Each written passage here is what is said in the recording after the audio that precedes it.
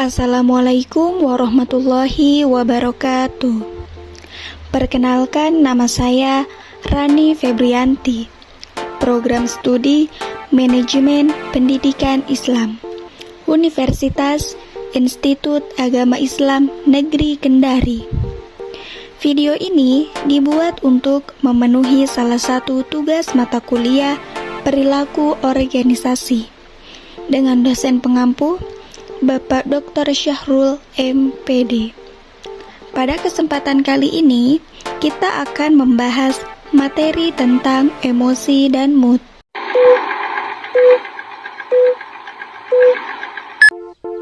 Baik, langsung saja di sini saya akan menjelaskan apa pengertian dari emosi dan mood. Sebelumnya di sini saya akan menjelaskan tentang emosi. Nah, jadi seperti yang kita ketahui bahwa emosi ini merupakan suatu reaksi tubuh dalam menghadapi situasi tertentu. Nah, emosi ini sebenarnya bermacam-macam, tetapi seringkali orang ini lebih mengistilahkan emosi ini dengan sebuah marah-marah. Padahal pada faktanya emosi ini bukan hanya sekedar marah, tetapi juga emosi ini seperti senang, sedih, bahagia, bahkan gembira juga termasuk emosi.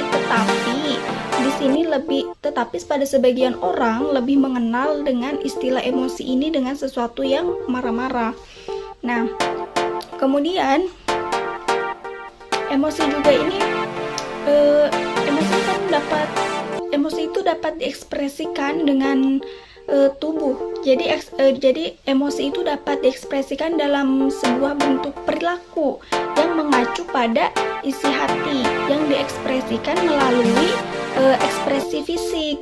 Nah, jadi ketika seseorang sedang berada dalam emosi, ketika seseorang berada pada emosi, di sini emosi ini sangat memengaruhi kepada sesuatu yang bersifat menyenangkan.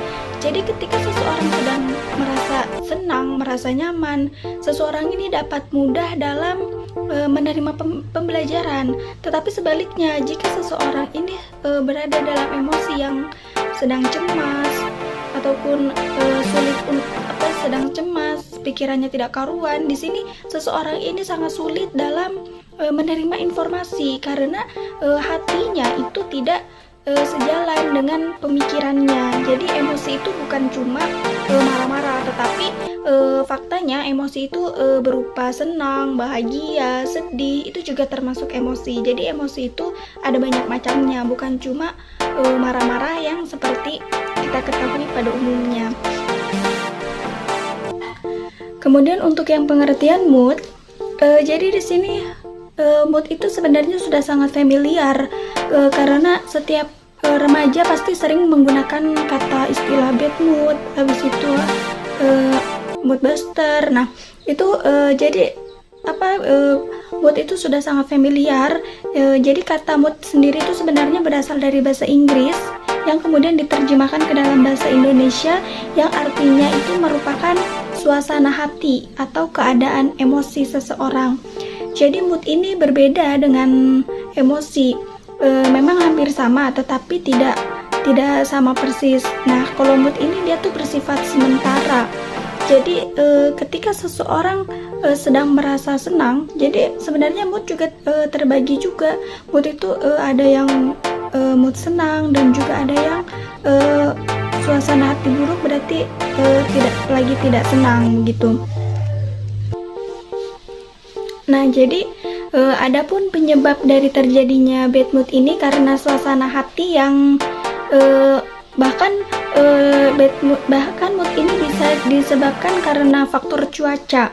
Jadi yang mempengaruhi suasana hati itu di sini tuh cuaca tuh dapat mempengaruhi juga.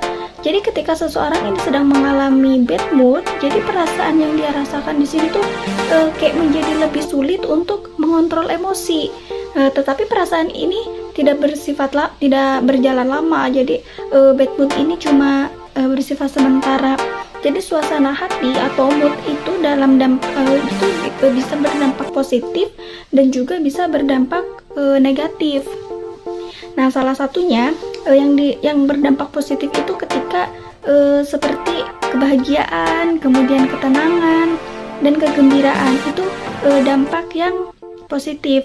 Nah, sedangkan untuk dampak negatifnya di sini mood ini, kalau suasana hati ini kayak meliputi gugup, kemudian stres, kacau.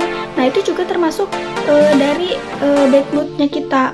Nah, jadi sebenarnya ada cara untuk menghilangkan perasaan tidak enak pada diri kita. Jadi yang pertama itu kita tuh harus mengenali dulu diri kita seperti apa. Nah, ketika kita sudah mengenali diri kita, maka kita akan tahu bagaimana cara untuk mencegah dari perasaan tidak enaknya kita. Kemudian yang kedua itu kita tuh harus selalu bersyukur dengan hal apapun yang dialami setiap saat. Jadi sudut pandang positifnya itu kayak setiap hal apapun yang dialami itu kita tuh harus syukuri, jangan kayak mudah jangan menyerah. Jadi kita tuh harus tetap semangat apapun kondisinya, kita harus tetap semangat. Nah, kemudian juga kita juga harus menyibukkan diri dengan hal-hal yang produktif. Nah, jadi jangan, kalau misalkan kita lagi bad mood tuh kayak jangan malah kita berdiam diri, kemudian kita merenung, memikirkan terus itu. Justru itu malah nanti yang membuat kita semakin down, akhirnya kita susah bangkit lagi begitu. Nah, kemudian juga kita juga bisa menggunakan cara kita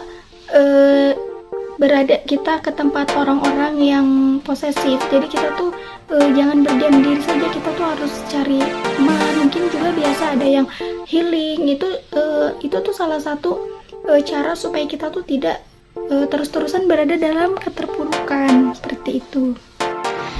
Itulah tadi presentasi dari saya mengenai pengertian dari emosi dan mood, kemudian ada dampak positif dan negatif dari mood, dan juga ada cara untuk menghilangkan perasaan bad mood.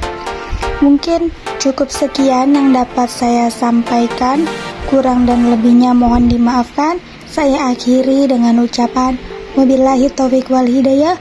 Wassalamualaikum warahmatullahi wabarakatuh.